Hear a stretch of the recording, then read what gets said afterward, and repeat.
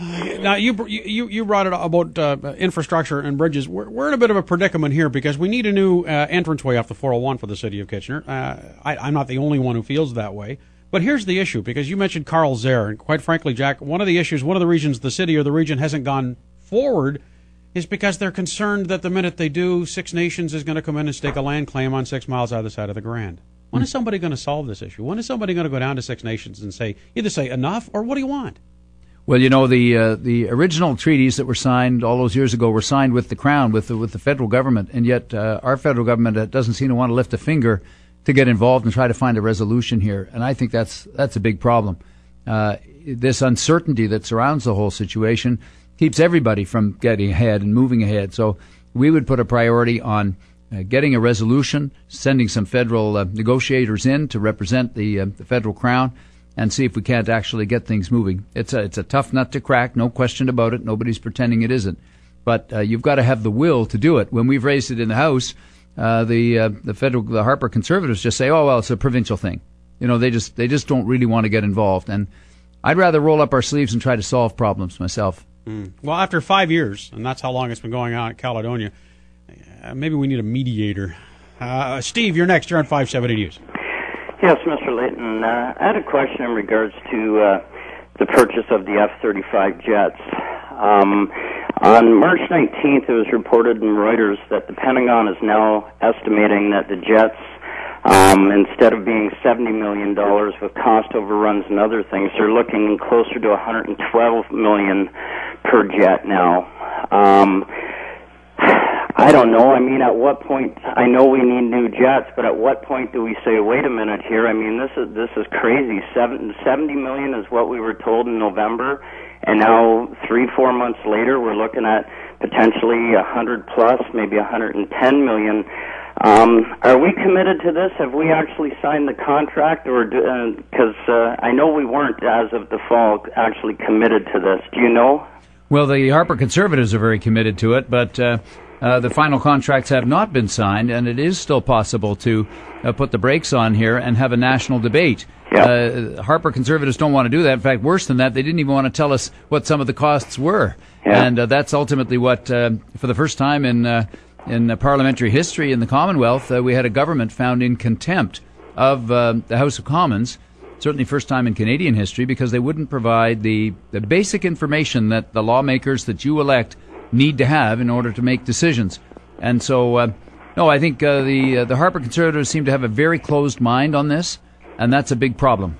Well, it's a lot of secrecy. I mean, I think we need to know what the costs are on this. I mean, we're paying for it ultimately, and I mean, we're being told one price, and then, you know, as the price, by the time it's all said and done, could be almost double. Well, I mean, that puts it all in a different light, because I know we've got a lot of people that call into the radio show that are totally supportive of these jets, and I don't have a huge problem with it, but are they still supportive when the price is double? I don't know. All right, Steve, I'm going to let you go on that one because Ron called back, and he called earlier in the show and tried to ask me this question, and I suggested he call back now and ask Mr. Layton. Ron, you're on 570 News. Jack, you know, the Liberals had this plane deal on the go for many years before the Conservative got in.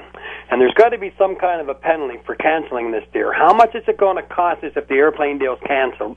And will our taxes be raised for canceling the deal and end up getting nothing for our tax dollars in the end? That's my question. I'm going to hang up and listen to you. All right. Thanks, Ron. Well, thanks, Ron. That's an excellent question. And, of course, the Conservatives have not given us the background information so that we could know whether there are any costs to the cancellation.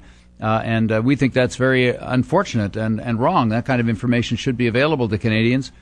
We also think we should have a debate about whether the fighter jets, in particular these fighter jets, are the most important priority for our military these days. When we talk about northern sovereignty, when we talk about the needs of our Navy and of our Army and the priorities that Canadians want them to be able to address, we should have that discussion. That hasn't happened for an awful long time in Canada. So what is the buyout? Is there an actual, do we know a number if we cancel this thing? Is there? No, we've been unable to get that information from the Conservatives. Okay, well, I think that's the question that most people want to know. If we do cancel, what's it going to cost us? Steve, you're on 570 News. That leads to my question. Basically the election was called because the Harper Conservatives lied, cheated, and withheld information to the point where you simply could not carry on a government anymore. And Harper responded by saying with a majority government this wouldn't happen. But that's only because he would do it with impunity. When elected, if you form a government, what will you do to stop this lying, cheating, and withholding information? Well, I think, first of all, your analysis is very direct and and quite correct. So, Steve, I thank you for that.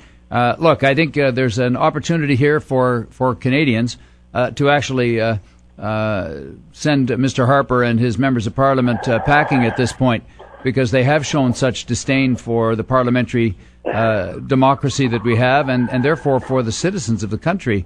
And so you're right, it's been a very secretive administration. I thought they were going to change things, but Ottawa's clearly broken, because when it comes to your average family struggling to get by, or the seniors who built this country and are just trying to live with a bit of dignity and respect. One I talked to yesterday in a coffee shop, she was 65. She was earning $9.75 as a care worker for middle-aged people with mental disabilities, and it was hard work, working long hours. And she just can't retire because she couldn't pay the rent at what the Canada Pension Plan would be paying. And so she's looking at having to work to age 70. Well, I just don't think that's right. I think the Canada Pension Plan should be strengthened so that after your working life is through, that you can have a retirement with some dignity and some security. So we ought to be putting some priorities there. And if you elect New Democrats across southern Ontario here, then you're going to know that your priorities come front and center. At some point, we'd all like to go fishing. George, you're at 570 News. Mr. Layton, welcome in KW area.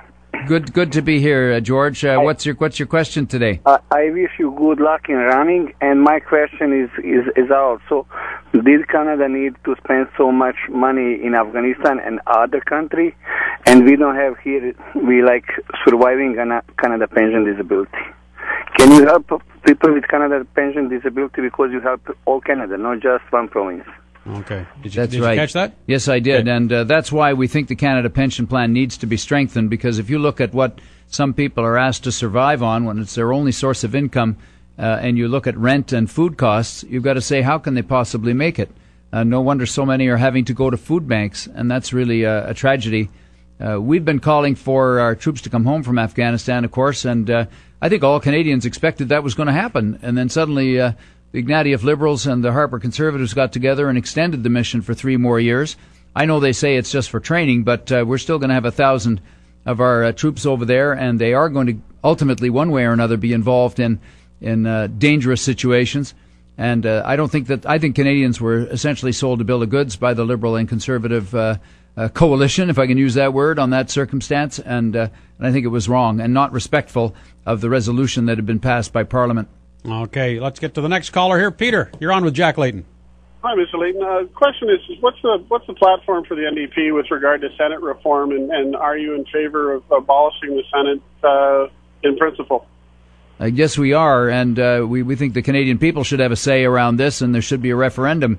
But, I remember when Stephen Harper used to say that he wouldn't appoint anybody who wasn't elected because into the Senate, because he just thought it was kind of an illegitimate institution from 2 centuries ago, that you would have unelected people actually in a position to pass or block laws of the democratically elected folks.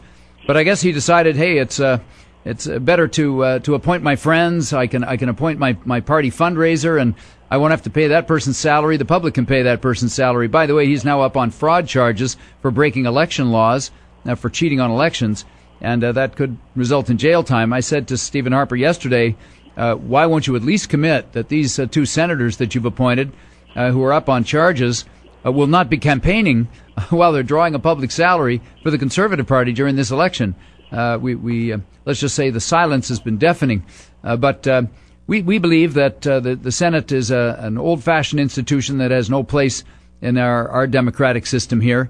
And the fact that it has started to actually block legislation coming from the House of Commons on issues as important as climate change, that was our bill, without even having a hearing about it on an issue that's very important, then I think they've shown that they've just gone too far.